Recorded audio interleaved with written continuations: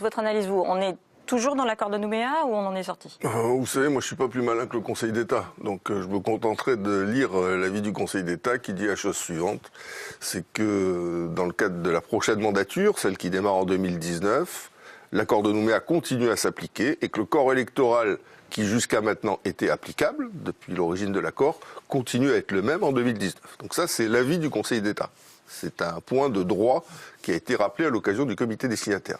Deuxième élément, il est clair qu'aujourd'hui, il y a 40 000 personnes qui, pour certaines d'entre elles, sont installées de longue date en Nouvelle-Calédonie, qui ont pris conjoint en Nouvelle-Calédonie, qui ont eu des enfants en Nouvelle-Calédonie, qui, le cas échéant, ont acquis leur résidence principale ou des parts d'entreprise en Nouvelle-Calédonie et qui sont exclus de la participation à la démocratie calédonienne. Et bien évidemment, on comprend bien que c'est quelque chose dont elles souffrent. Et donc, il faut de toute façon, d'une manière ou d'une autre, à un moment donné, ouvrir le corps électoral provincial en fonction d'un certain nombre de conditions.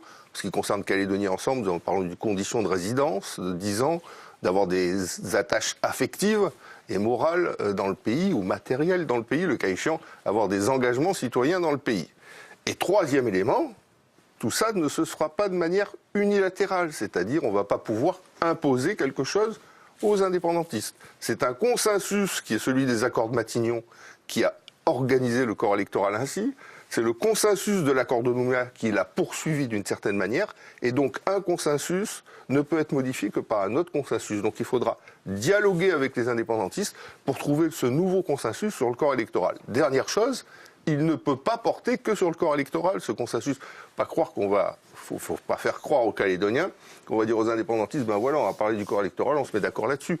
Jamais ça pourra se passer comme ça. Le corps électoral est au cœur du chemin politique qu'on a accompli ensemble ces 40 dernières années. Donc il faudra, et c'est la proposition de Calédonie Ensemble, engager une négociation globale. Dans cette négociation globale, il y a la question du corps électoral provincial, et l'objectif est d'arriver à définir une nouvelle organisation politique qui se substitue à l'accord de Nouméa et qui aura vocation à être constitutionnalisée. Donc voilà, nous, la méthode que nous proposons pour sortir de ce corps électoral figé qui pénalise un certain nombre de Calédoniens aujourd'hui. Il n'y a pas 25 méthodes. Pourquoi il y a eu des événements? Pourquoi il y a Machoro qui, à un moment, brise une urne, le 18 novembre 1984? C'est à cause du corps électoral. La base des événements, c'est le corps électoral. Donc, on a réussi, et ça a été quelque chose d'extrêmement difficile au moment des accords de Matignon.